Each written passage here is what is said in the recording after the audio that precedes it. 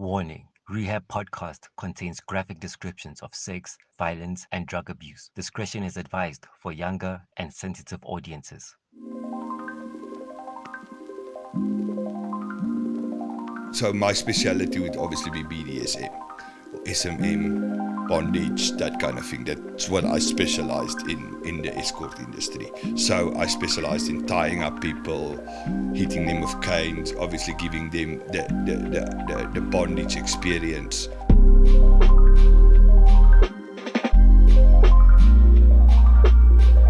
The criminal element in me was very thick. So like with camming and stuff like that, I use that cam, you come there with your wife and whoever, or you come there with somebody like that. And then I extort the shit out of you.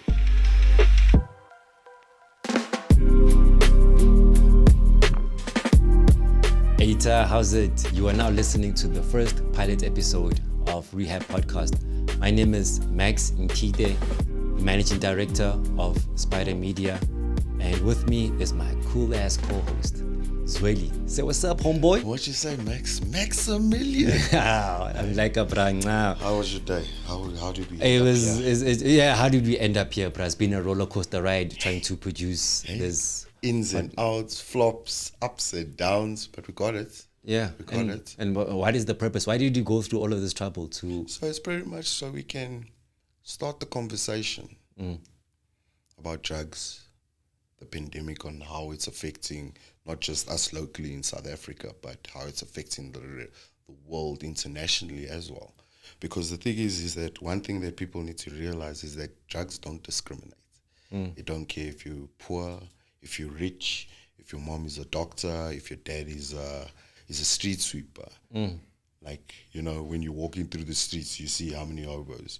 When you walk into a corporate space, like after we build awareness and insight into what the drug culture is and how it grips the world and how it's got its foot on its throat, I think we'll hopefully be able to bring back addicts from darkness of addiction, from broken homes and staying on the streets, back to light of recovery and sobriety, and say that you do have a life if you say no to drugs and alcohol.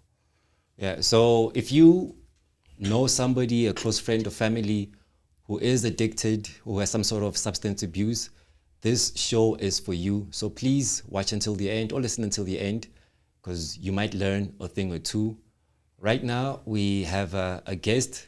I just met him like 10 minutes ago, and he is crazy wild character. Yeah, Jacques, so please introduce yourself and a little bit of your addiction story, because it's wild. Okay, so I'm Jock. I'm from the Far East Rand, born and bred Springs. Started smoking crack and weed at the age of 14. I was selling by 16. Then I went to rehab at 18. So I've been in, I think, about 16 institutions. Been in recovery since 2008, obviously never got it right. I'm over 2 years now. But I've been through everything. From the one side to the other side, to the seeing the ins, the outs, to the having the money, to living on the street, begging. I never go as far as begging, but I was there, both sides of the chain. So yeah, like that's the purpose of this. Like like we're starting a conversation. Like on this podcast, we're gonna have owners of rehabs, we're gonna have policemen at some stage, nurses, we're gonna have Tabo, the hobo that begs for 5 rand at your window, and he goes and buys his bag of heroin to get his fix that day. Yeah, but that depends on one thing though. To get that full season, we need to get funding to record another 12 episodes, a full season of Rehab Podcast. And to accomplish that, ladies and gentlemen, we need a helping hand from you. If you could just please kindly sign the petition, the change.org petition in the details of this video. And it's a petition demanding that Rehab Podcast gets a full season. So if corporates like broadcasters or streaming services, they see that, okay, 10,000 people from around the world have signed a petition saying like, yo, make this a full season, that's most likely to convince them. Otherwise, there's another link, that's a crowdfunding link. You can, if you want to, you can donate some money to us, and then once we reach $7,000, we will film a full season ourselves independently. But don't worry, I know what you're thinking. These Africans. This is South Africa. Yeah. You know, the rest of the world will say we're going right. South Africa will go left. Yeah. But, like, there's good people, man. Like, the guy that got this set up, you know? The angel investor. Yeah, man, you know? Yeah. So the angel investor, so the money is not coming into South Africa. It's actually going to our angel investor who's based in Europe. And then once we hit our target, only then is the cash released down here to us. And then we can get people like Jacques here, you know. But this, like, let's build a vision. This is to start a discussion on the drug pandemic. But for me personally, I don't think talking is going to do the work. It will start the spark. But like, I hope with regards with enough funding and stuff, we can start helping people literally go from darkness to light. I mean, from taking Tabo that is on the street, and if he really wants the recovery and he really wants that opportunity, that we can put him through a detox and a solid rehab program. You know what I'm saying? There's many of these institutes that are around, and like the angel investor that we shall call him, Mr. Mother Teresa they got this rolling, like Mr. Teresa. Mr. Teresa, you know what I'm saying? Like, the thing is, the beauty about it is that this is a concept, and hopefully with the help of everybody that listens to this or watches this, they can help us actually act out on the dream of actually physically helping addicts, and not just addicts, helping different forms, because addiction does not discriminate. It doesn't matter who it is. Addiction affects your family, even though they're not using it. It affects your work. It affects your family. It affects your friends. It affects everybody. It's like, I remember when I just came into recovery. They said, recovery for what? From drugs. Like, what kind of drugs were you doing? bags that make them dance. Okay, like I'm a virgin to this world, bro. So you gotta be easy with me. Like, talk to me like you're talking to a primary school kid. You got your coke, right? Your party drug, the more acceptable one. Really? Like back when I started, when we grew up, it was more acceptable. Yeah. Isn't weed the acceptable So one? like when you speak to me just a about great drugs, this is what it is, right? Alcohol is a drug. It's more acceptable. Cocaine. And it's just because it's legal doesn't mean it's good for you. Like, how many people get beaten, get shot, GBV violence? How much is that? Remember, we were talking last week, and you stated that in 2020, in lockdown 1, like, ICUs were empty. Yeah, damn. It was quite surprising, shocking, like how empty ICUs are, like how they actually get full because of alcohol related incidents, like car accidents, especially stabbing, shootings. And like another factor, the stats on alcohol in South Africa, like, we are, I think, second, third or fourth in the whole world of the countries that consume the most liquor. Puza Thursday, huh? Rooftop party Sunday. I believe alcohol is a substance. It's a mind-altering substance. It changes the way I think and the way I see things, right? I'm more suggestible to it. And just because it's legal doesn't mean it's good, you know? Then that is the more accepted drug or substance in the world. It doesn't matter where you go. Like I say... Well, except Muslim countries, because it's haram there. Yeah, it's haram, but there in my house, it's a vegetable. Like, you know, it's a vegetable. Yeah. And then I started drinking. Then I smoked weed. How old were you when you started this? Oh, my gran had a shebeen. So, you know those little, when you were a kid and then you just steal the glass there, and then the adults laughed. Yeah. That's the first... I had my first taste of beer when I was 2. Yeah, I skipped that whole step. Yeah. No, I started with the heavy stuff and then you just went straight I just skipped alcohol and weed and cigarettes, and I went straight to crack, and then I smoked weed and then cigarettes. The thing is, you white, man. You like it. There by us, it was beer. Beer. Castle. Lion. You know? Yeah, I grew up in a very conservative, protective home. Yeah. So I was so protected by my family that I don't I tried everything just to piss them off. A complete rebellion attitude of mine. So what you're saying is that you were that girl, that church girl, that everybody says, no, he's good. But as soon as you had the opportunity, it came on. Yeah. I was always an extremist as well. The thing is, I grew up getting bullied, getting beaten. You will never say that with now. But then when I met drugs, obviously it gave me the confidence. It opened doors for me that bullies and stuff didn't get to me now.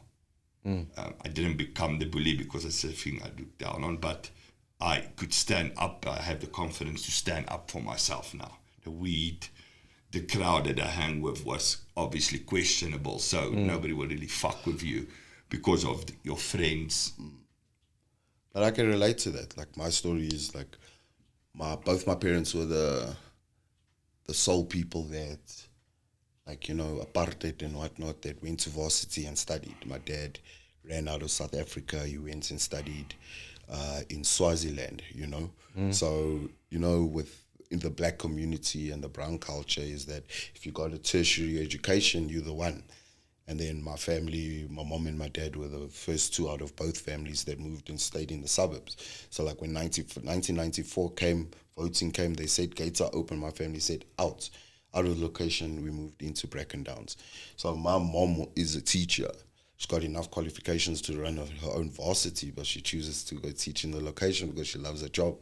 My dad was a marketing salesman for Collins dictionaries and for Oxford until he retired. So my family were very strict because they had the dream. You know, they sacrificed what they needed. You had an image to maintain. We had an image to maintain in the location, and then now you're in the white neighborhood and like, don't tell them, you don't show that you're black, like show that we are better. You know that I'm saying? That pressure of they already think that we are dogs, so don't be that. And that's where my rebellion stemmed from.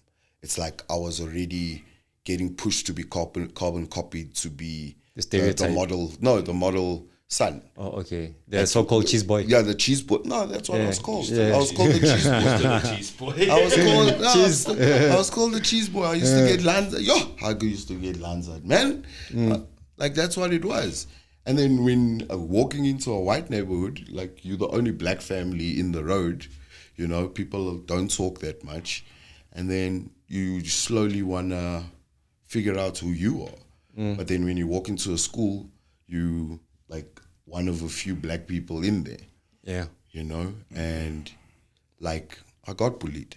Like, the first time I got called a kafir was when I was 8 years old. And I didn't know what the word was.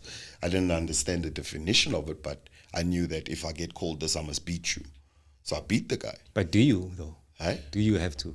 You could just ignore it. Look, you're talking about a 7-year-old and an 8-year-old kid. Oh, okay, we learn by the actions and the people and our peers and our family around us. Yeah, and I knew that the K word or kafir is a bad word. And if you have to say it, it's anger. The violence comes after. And that's what happened. But I can relate to the bullying part and not knowing who you are and just trying to break through and build a voice. Like, at home, you need to be structured and be this model citizen, model child. You're the firstborn, whatnot, that whole freaking cliche. At school, you're the only black child. Like, you know, you're one of the few. You're the first. Now there's a whole generation coming after you. You know, so it's subliminally unnecessary pressure and getting bullied, trying to figure out how to speak English. Like 10 to 1, the way I speak English now, I'm like, my parents paid a lot of money for this. And it's rough. So you don't know who you truly are. And that's how I chipped into fully drinking. Like, I had my first proper drink when I was 12. I had my first blunt when I was 13, you know. And like the blunt that I got, I found at the top of my mom's cupboard. So your mom was blazing? Like, my parents were young. That's the first time I found weed. It was very old. It was, I remember it was Rooibart. You know. My parents hardly drank. I never saw my dad drunk, never. My mom also my mom's very God this, God that, God all the way. Grew up church, so I rebelled completely against it, completely. So when I was 18, I got sent all over South Africa, firstly, to all the family members because I was out of hand. I was completely out of hand. Completely. How's your relationship with God and a higher power now? I don't, let's not go there. I mean, brother wants to tattoo freaking Godzilla on his neck. Yeah. We don't discriminate you. Yeah, the thing is, but if my mom watches, she thinks I'm still. Oh. Yeah, so please. I'm a qualified pastor. Get that shit, but my higher power is not God. I believe in the universe and I believe in karma and what you will get, you will give in. The NA book needs we need a higher power to believe in. So I believe completely in a higher power. If your higher power is God, well done. Okay. I've got a lot of questions for God. My resentment is a personal resentment. It's not one that I'm afflicted upon because my wife and my kids are all Christians. They go to church on a Sunday. I don't. I do my crystals and I light my candles. What type of crystal? Let's be specific. I talk about new age stuff. Yeah. Oh, you're not talking about no crystal meth. No. I stopped smoking crystal meth over 2 years ago. Yeah, also the last drug I ever touched was crystal meth. So what made you quit? What made you stay clean for the past 2 years? Psychosis. No, psychosis. Psychosis was 2015. Yeah. What's psychosis? Oh, so you want to take this? Psychosis is when you take too much drugs and then you lose your mind completely. So people get psychosis from weed because the weed's laced with the wrong stuff. I got psychosis from being 11 days awake. They had to tie me to a bed in Tembisa psych ward, and then they sent me to Westkoppies for 3 months, and then after that I went to rehab for another 3 years just to get out of. So psychosis. Okay, wait. Westkoppies in Pretoria West. Yes. That one. Yes. Holy shit, bro. There's ghosts in that place, man. No, there's not. It's just it just looks scary. Mad people. Just nothing. So to give a broader understanding of psychosis. Psychosis is pretty much a drug-induced hysteric state. You know those mad people that you used to see growing up? Well, I see them on the streets. I see a lot of homeless people. So most homeless people, it's psychosis from drugs or smoking fucking glue or what. Shame, man. Crystal forces you not to sleep. You don't sleep. You don't feel like you're sleeping. You feel on top of the world. Okay, crystal meth. Let me get this broader. Crystal meth, duck, or speed, No, just speed's different. Speed is different. Speed is MDMA. It's a completely different list of drug. Oh, I used to throw crystal in my MDMA.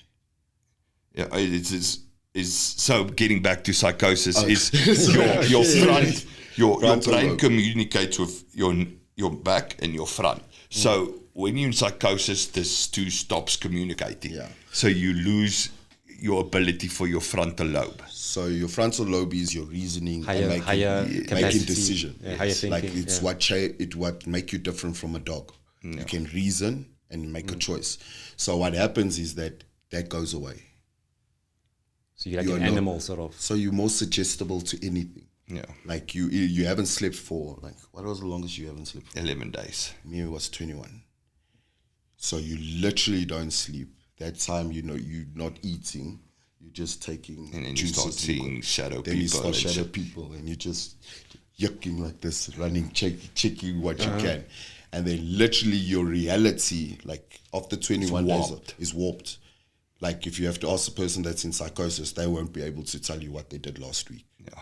Everything feels like one. That's also where the God complex comes from. God complex, and your head is everywhere. Wait, what's the God complex now? Where you think you're Jesus. Yes. Why do you think you're Jesus? Or you think you're God. I thought your frontal lobe was deactivated. You got no reasoning. That you literally, we're dealing with a case at the moment. I'm not going to know, especially that he thinks he's got a cure to AIDS. So it's literally, you think you are God. So it's like this. The way I broke it down for me to understand. Here's your frontal lobe. You start thinking something or creating something, imagining something, so it hits the frontal lobe. Your frontal lobe discerns what is real, what isn't real, what can happen, reasoning. So now, when you do drugs and you stay awake, your frontal lobe does this. So then all your thought processes do this. So everything, whether you saw it or you didn't see it, you believe it. You understand? So it just opens up a basketball of shit.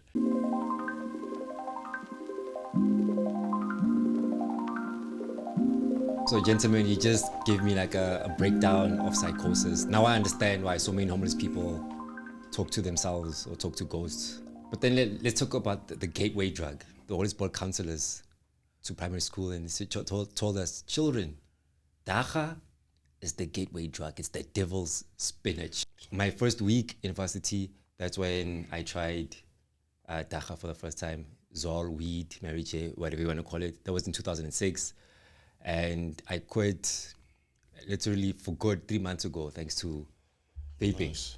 Right? And I'm never going back. I hate weed. I hate that smell. I just hate how my fingers smell. I hate how my eyes get bloodshot. I hate how my breath stinks of Zol. I just hate that shit. Now, vaping is so much more bourgeois, so bougie. But how about you, gentlemen? Like, okay, let's begin with you, Zweli. When was the first time you took a hit? So the first time I smoked weed was when I was 12, 13. Like I said, I took my mom's Rhubarb Zol. It was dry as fuck. Yeah. How did you roll it? Eh? How did you roll it? With Rezala. How did you learn how to know Rezala was your first time? Dude, we watched these shows. I had uncles that smoked Zol, Dacha. You know what I'm saying? My first joint, I rolled and I stick with glue still. Yeah. It didn't stick.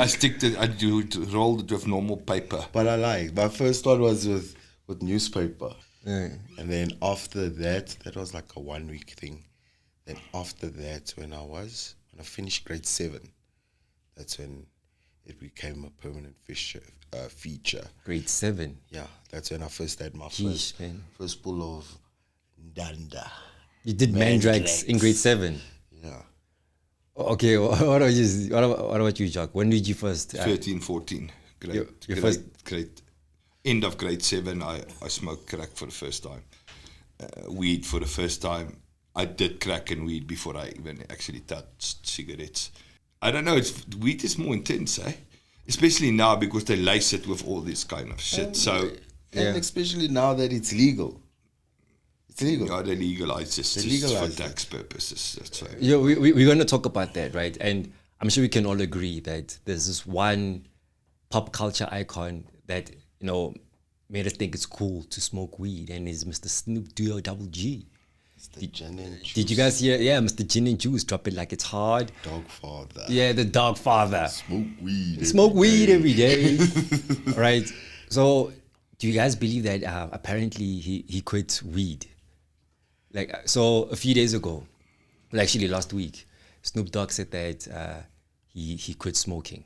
Reason? Okay, so the reason why he quit, he actually released a video about 2 or 3 days ago explaining why he stopped smoking. So let's quickly watch the video where Snoop explains why he stopped smoking. I have an announcement. I'm giving up smoke. I know what you're thinking. Snoop, smoke is kind of your whole thing. But I'm done with it. Done with the coughing and my clothes smelling all sticky icky. I'm going smokeless. Solo stove fixed fire. They took out the smoke. Clever. I call bullshit. Bullshit. Okay, so do you guys get it why he quit smoking? What he means by I quit smoking? Well, it sounds like it's a commercial and he's selling something. Yeah, he's selling a smokeless fire pit. Fire thing, so it doesn't emit any smoke. So he stopped smoking. He never said he stopped smoking weed. Marketing genius. He said he stopped smoking. Yes, I'm sure the internet shut down. Yeah, it was all CNN reported this, bro. It was all over. It was all over the news, and the people who made the stove, the brand, I'm sure their stoves are selling right now because Snoop is Is that guy? Yeah. He's got Yeah, the I mean, Midas touch right now. Yeah, I mean, also, like CO2, carbon emissions, climate change, it doesn't do all of that. It doesn't emit any smoke. So Like, people ain't gonna be buying it for that. That's why they got Snoop. just open up the picture. So yeah, as you can see, so it started off with this, right? Like last week, with this picture on Instagram. It says, after much consideration and conversation with my family, I've decided to give up smoke. Please respect my privacy at this time. So that's how the announcement came last week. Like, well, you stupid dog, quit smoking. You're you're the icon. The marketing genius of it.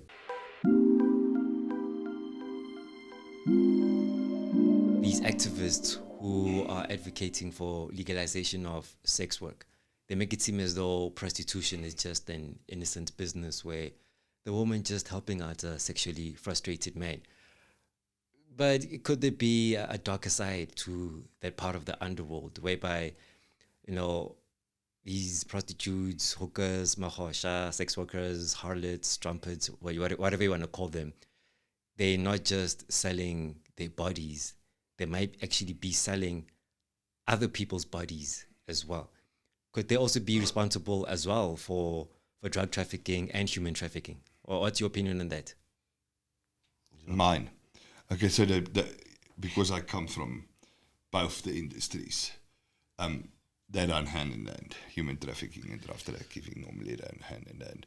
Obviously, your kids get pumped into to that as well. That's a big thing, is small kids and stuff getting sold into sex trafficking as well. And that's everywhere. I think there was a big story of a guy getting busted, or a woman getting busted. It was a woman earlier on, a couple of months ago, an actual woman here in Joburg that got busted for building. Yeah, for smuggling kids, for child smuggling. And then you had earlier on the year the story that for the guy that I don't know what was the guy. I think he had something like 200 cases of child pornography against him. Ackerman. Yeah, Ackerman. Yeah, From the as well. States. Yeah, so it runs hand on hand because you got to feed your drug habit somehow, and the easiest way for people to feed their drug habit is selling their body. Yeah. If you don't want to go, I swore to myself I would never stand on the corner and beg for money. I'd rather rob. He would rather rob. The easiest way is to literally put an ad in the fucking paper or on the internet and sell sex. Because sex sells, and then that's it. Because you get up to 500 rand. If you start off, you cheap whore, you get like 200. You can go to the street 20. But if you more specialized, then you go from 500 to 4,000. To 4,000. We would start 500 rand an hour, and then you'll charge like for the full girlfriend or boyfriend experience, you go up to 2,500 rand. So then you do the date, and then no, that's a whole evening. That's about an 8-hour session that you put in for 2.5 to 3K, and then they pay for it. Yeah. And then some of them we use drugs, some of them don't. Some of them ask to relieve pain. So obviously there'd be some sort of drugs involved in a environment like that. But it's mostly male and female. Yeah. So the longer you do drugs, you'll start doing drugs as a social capacity. But sooner or later, like most of the females that I know, that I'm pretty close with, from them doing drugs, they ended up becoming prostitutes. And then they got other girls to become prostitutes or escorts. So it's like addiction and drugs don't just touch one small surface of it. It's a magnitude of interlinking paths, from drug trafficking, from selling kids, from stealing kids, from varsity girls going to another varsity girl and say, listen, you can make 2,000 rand a night. All you need to do is lay on your bed. Like I had a little running side gig of... Yeah, please tell us about that. Yeah. Where I used to have 4 girls. Like, they were my friends and whatnot, but they were loose, you're right, and they were very sexually appealing. And then I would either go to a news cafe, and they were white and one colored, and I'd go to a news cafe, let's say in Pretoria, where I knew most black guys were. In Hatfield. Yeah, in Hatfield. And then I'd go in there with 3-4 white girls, and then they'd speak to the guys and whatnot, and then the guys fall for their charms, and then we G them out, and then, yeah, that's all she wrote. The black culture like being flashy with money. You want to show the world that you have money, or that you've got a white girl or a yellow bone or whatnot. Then you get caught with your pants down. Next thing I'm phoning your wife. Yeah. Next thing you know, I'm saying I'm going to tell your wife. So, this whole facade of enjoying yourself for the night, like all of it is linked. Jacques, when you were talking about selling your body, you said we, right? As in we. So you were a male prostitute? Yes. And what were women buying you? Yeah, no, males. Male and female. Male and female? Yes. So what's it like being a male prostitute? I don't know. A bisexual male prostitute. You will always, so my speciality would obviously be BDSM or SMM, bondage, that kind of thing. That's what I specialized in the escort industry. So I specialized in tying up people, hitting them with canes, obviously giving them the bondage experience that most men like to get, because men, it's a different kind when you prostitute to men. Men, because they'll never get dominated, they like to get sexually dominated in that area. So men you'll get big guys, small guys, rich guys, poor guys, like to getting tied up than getting fucked. Some guys like to get pissed on. So that's just the nature of the thing. And it also says to what extremes would you like to push that industry. We also did camming, video camming, sex camming. So we had 3 or 4 rooms in a bed and breakfast where we had cameras and stuff, and then we had 3-4 different people. We would run 24-hour cameras, so naked cameras, sexual cameras, orgies, stuff like that. Over Halloween, you'll do like a whole orgy vibe that you will do sex camming on, and then you get tokens and stuff, and then you get paid, because one token is $2 that you get for one token. So for every one token I get $2, and a good night you make something like 500-600 tokens. We get paid in dollars. It's a dollar thing. So for every token is $2. So you time $2, it's 32 rand for every token that you get. Then they take their cut, which is I think 15% of that. So you're still making a lot of money, and then you get people that want to look while you fuck their wife. Cuckolds. So then, yeah, so it's all I did some fucked up shit in that industry. If I say, so from that side, and it's never sober. I double down. So wait, are you admitting that? No, you double down. You are a male prostitute as well? Yeah. Bisexual? Stripper. No, not bisexual. I was more straight-lined, female pleaser, stripper, teaser. But you double down. So the criminal element in me was very thick. So like with camming and stuff like that, I use that cam. You come there with your wife and whoever, or you come there with somebody. You blackmail them. And then I extort the shit out of you. I tell you, I'm going to send this to your work. I'm going to send this to your family. Or I'm going to send this to this. You double down. So you take, let's say, a 2,000 rand hustle. The person that runs it, or runs the brothel, or runs the space, doubles down, and then he turns it into 100,000 rand hustle. Because now I've got footage. Like if you remember, Yusuf van der Westhuizen was found with torn underwear. Double down. But from what you're telling me right now, earlier on you were telling about the dangers of sex work for the actual worker.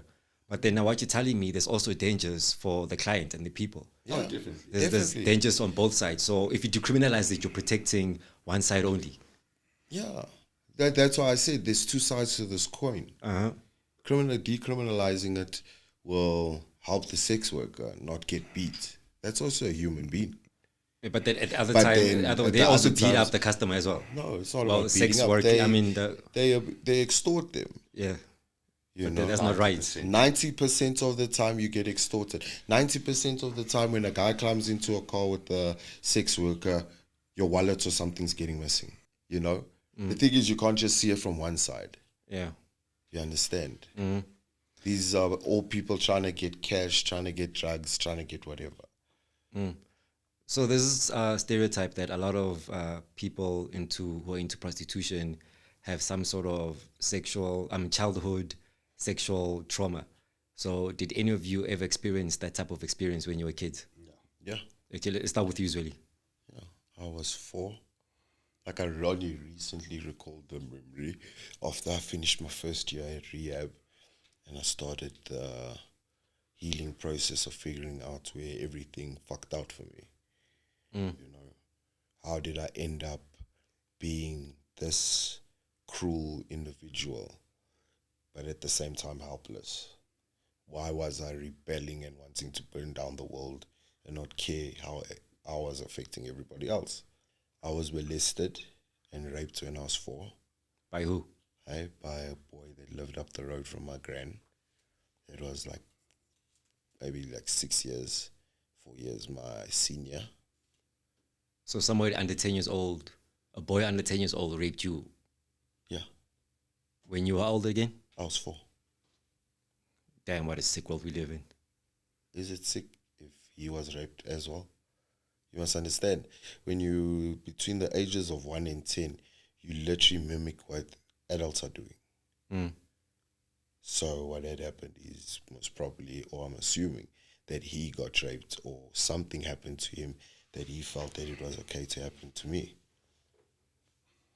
Damn, was that the only experience? Yeah, that was the only and last experience. I wasn't allowed back at my gran again due to other unforeseen things, but for me, that was real for me. That was what happened to me. Yeah, man, yeesh, man, sincere, I'm sorry for you about that, man. Sorry to hear that, man. It must be really screwed up, man. Like, Dude, I made peace with that. I wouldn't be sitting here speaking about it if I didn't make peace. I was still running a riot outside. okay, no, what about you, Jacques? What's your trauma story? Okay, so it was a bit more obviously complicated. So between the ages of 4 to 12, I was multiple times raped, male, female. Who were these people? Oh, geez, my uncles, both my uncles. Yeah, and their wives, their partners. Was molested by my own cousin. He was older than me. Was arrested by my babysitter. When I was 12, she was 16. So it was various people. So it's not just one encounter for me. It's multiple encounters for me. So you mentioned orgies with wives and Yes. So I would be like a baby toy boy. Yeah. the husband and wife would Yes, fuck me, yes.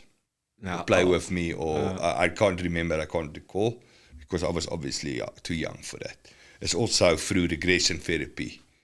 I always suspected I was molested and raped. I never had proof. So when I went into recovery, what they do they do regression therapy. So it's basically like hypnosis, but you awake while they do it. So they take you back into your subconscious, hypnotically talk you back through that experience to relive all that experiences to be able to deal with it. So I was, I think, 32, 33 when all of this came out and I had to deal with all of this stuff. So now moving into the realm of recovery now, would you say that was when you started recovering from all the shit you went through in life? No, it took years. It literally took about, from when that came out, there was a lot of resentment, a lot of hate, very much hate. You question yourself, you question God, you especially question yourself, because why? What have I done as a 4-year-old to deserve that? And then you obviously question God, what have I done? And then you start dealing with it slowly but surely. You make peace with the fact that nothing I could have done or did not do could have changed that situation. We accept the fact, and it's the same this is a basic recovery principle. Is first, you have to surrender to the fact that you are an addict. And then you have to accept the fact that for the rest of my life, I'm going to have to live according to certain boundaries. And society is not going to be happy with that.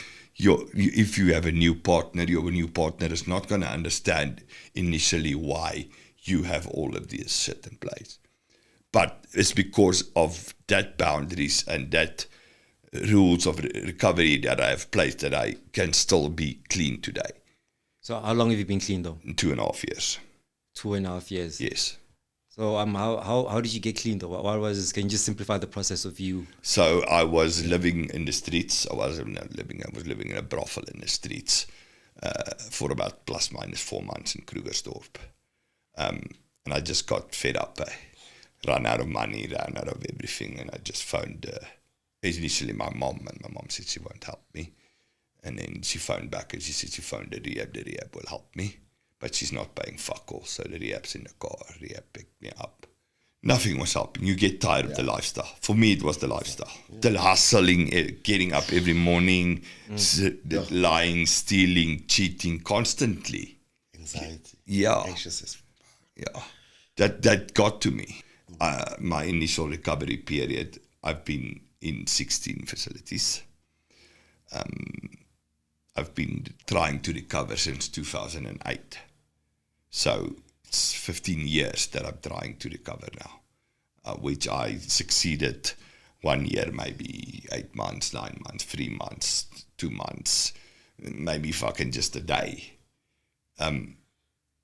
It took me about 3 months to completely surrender and accept the fact that that will probably be. And then I just did my recovery. I worked through my steps. I did what I never did before. I actually did the steps. I actually put in effort into my recovery.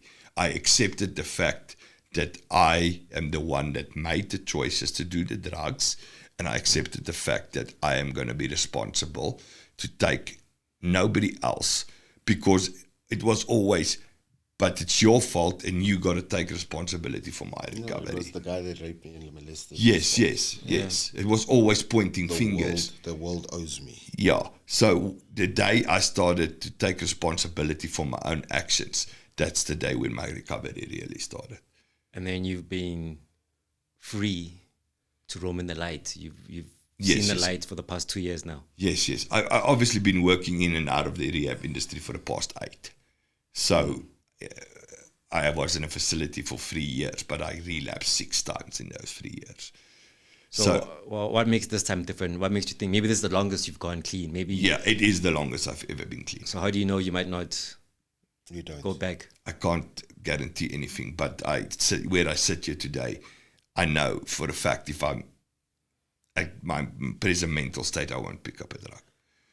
I've been tested and tried this year, but if it wasn't for my wife, I call her my wife, my spiritual wife, which is currently by my side, I wouldn't have, I think, completed this journey. Just not her.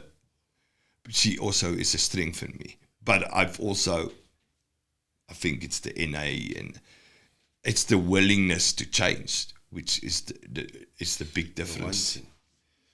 It's the big difference this time. Not everybody is so lucky.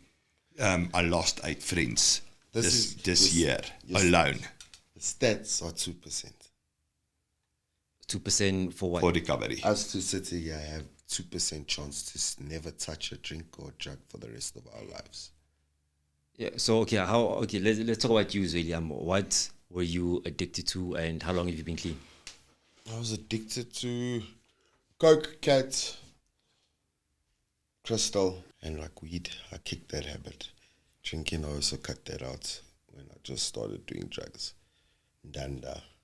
Man drugs. Yeah. Danda, I can officially say I was in addiction for what? 10, 15, 10. So I can say 15 years. And how did you end up getting a job at a recovery house? I got sick and tired of being sick and tired. The drugs weren't drugging anymore. The hustle was, I was getting tired of hustling, stealing, the lying. I couldn't look at myself in the mirror. You just get tired. And yeah, I was like, I'll do what I need to do to get to where I need to get. I had a conversation with the man above, the big man upstairs, and I fought with him. I swore him, and I made a deal. And I said, I'll do it your way as long as you take care of the rest. And here I am. How long you been clean again? Now you want me to count? I don't count. 6 years, not counting rehab, the year in rehab. If I count the year in rehab, it's 7. You can't count the year. Yeah, I can't. Gated facility. 6 years. Because it's in you're forced. No, it's closed. It's not closed exposed. environment. You're not exposed with daily life, Real friends, life. people, work, women. What message would you give to people who are struggling to quit the habit, whether it's alcohol or weed or whatever drugs they're doing? What would be that advice you would give them to see the light, to come out of the darkness? In the words of NF, if the world knocks me down, I will still always get up. There's just never give up. My mom always used to say to me, as long as there's breath, there's hope. And that probably dragged me through a lot of times. She wasn't, but as long as there is a breath of life, there is hope for that person to survive. So the hope would be always think about, I'm going to quit this one day. And actually I don't think take one effort. day is no time like, well, I'm the firm believer of there's no time like the present. Yeah. I understand there's not these facilities, there's not this help for everybody out there. I do understand that there's not enough rehabs, there's not a lot of state facilities, there's not enough Sankas, there's not enough NAs to facilitate the drugs that we deal with. Sanka is one of our sponsors. I actually mentioned them. So would you say them like, yo, Sanka, make some more facilities? No, I would just say Sanka. Sanka is a great help because there's a Sanka facility right next to my house. Mm-hmm. So there is the Sanka facilities that help, but they're limited. Do more. They're limited by, well, the governing bodies of the South Africans. Sanka is, I go for group, I go for P-test once a week. There's facilities. There are facilities, but then there's a 300 waiting list or 400 waiting list. Like your normal waiting list We for need more. anyway. For public is at the moment You need more. 98 to 150. You need more. We need more Sanka They need to do facilities. Yeah. No, like when I say do more, me going to rehab is just me. It's a vacation Time out of my drug. out of my drug space. But if I'm leaving rehab and I'm going back to my drug space, how do you expect me to swim? Not many people can make it out of that. So when I say Sanka they need to do more. Right. So what would be your advice to recovery for people struggling? I don't think there's really advice. There's no advice, bro. Follow your I'll steps, just say- do your work. Simple. You want recovery? You're going to put the effort into it. Do it like you did drugs. Even harder. Even Definitely harder. Prove to yourself that you can do this what you want, cleanliness, sobriety, recovery, harder than you'll do drugs. So you're just reversing what you were doing. Yes. Same moxie, same gumption. Do it harder.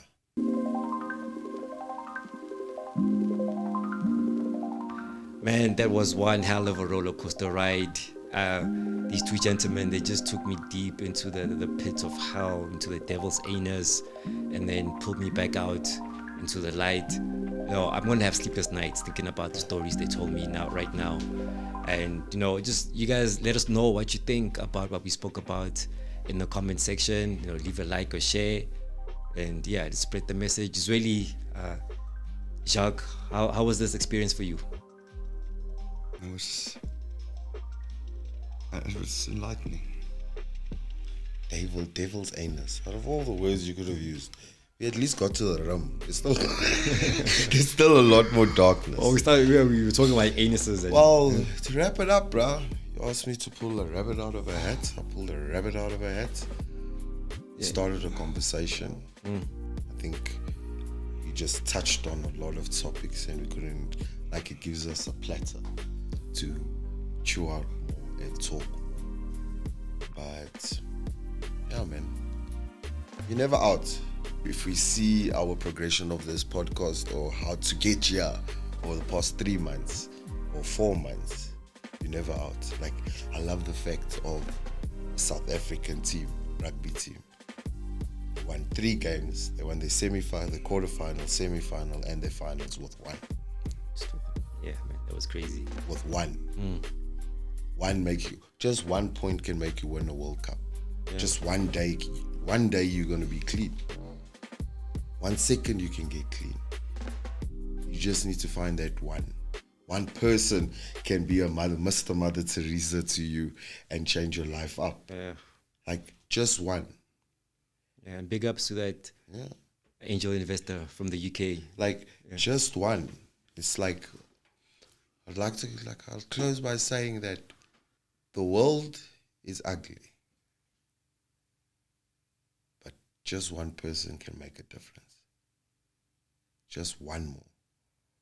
One more day, one more try, one more phone call, just one more. Not one more hit of drugs, but just one more. Yeah. One more can change your life. Yeah, and let's leave it at that, ladies and gentlemen. You heard it. And with that, we just want to say we love you all and God bless. Peace. Yeah. Zweli, Max, Jacques. Guys at the back. Way back. Thank you all. Thanks. Peace. Don't forget to check out our bonus content coming soon. China is manufacturing the synthetic weed. Yeah. In the ones that, because like Dacha is legalized in America. Yeah. So obviously all the cheap shit is made in China. So China's taking advantage of it by manufacturing synthetic weed. And that's what Nino Brown is saying. The reason why so many people are dying for smoking weed, it's not the natural stuff that grows, it's synthetic stuff. And the Chinese are lacing it with fentanyl, the white flakes. If you eat anything like starches and whatnot, you're digging your shit out with a spoon. Yeah. Like they call it baby arms. It's literally bra. Like it gets stuck in the rectum. It gets stuck there, it gets dry. You see, have you seen that? Have you seen dog shit? Have you seen that white dog shit or the black one when it's been in the sun for a while? Oh yeah, when it gets dried up and crusty. Yeah, that's in your body.